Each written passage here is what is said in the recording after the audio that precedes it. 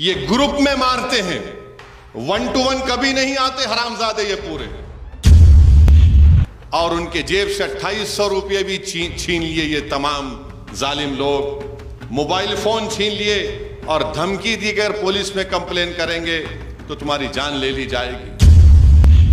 अच्छा, आपको मालूम वो जो मारने वाले क्यों जा रहे थे कल्याण को?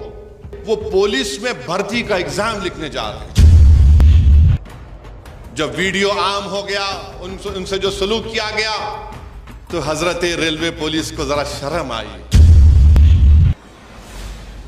28 अगस्त के दिन अशरफ अली सैयद हुसैन जो 40 गांव महाराष्ट्र के हैं, जो जलगांव से कल्याण जा रहे थे, तो उनके पास ट्रेन में जब कोई सफर करते हैं तो खाना रख के जाती हैं।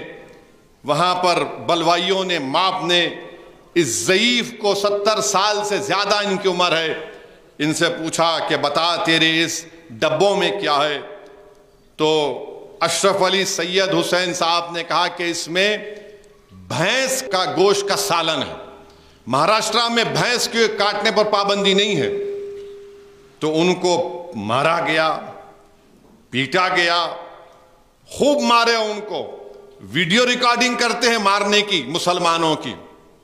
ये ग्रुप में मारते हैं, 1 to 1 कभी नहीं आते हरामजादे ये पूरे। ग्रुप में आते हैं। ग्रुप में एक ज़ईफ बूढ़े को मारे हैं। आप बताइए कि तुम्हारा बाप भी तो उस तरह की उम्र का होगा जालिमों। तुमने एक 70 साल के बूढ़े को, जो कह रहा है कि भाई भैंस का गोश्त है, वो कल्याण में उतरना चाहते थे, उनका स्टेशन कल्याण था, तो बोले नहीं उतर सकते। और उनके जेब से 2800 रुपये भी छीन लिए ये तमाम जालिम लोग। मोबाइल फोन छीन लिए और धमकी दी कि अगर पुलिस में कंप्लेन करेंगे तो तुम्हारी जान ले ली जाएगी। रेलवे की पुलिस ने कहा कि नहीं, सीट का झगड़ा था, सीट का झगड़ा नहीं था। अच्छा, आपको मालूम वो जो मारने वाले क्यों जा रहे थे कल्याण को? वो जलगांव से कल्याण क्यों जा रहे थे? वो पुलिस में भर्ती का एग्जाम लिखने जा रहे थे। ये फिर कल मेरी बात हुई अशरफ अली सैयद साहब से।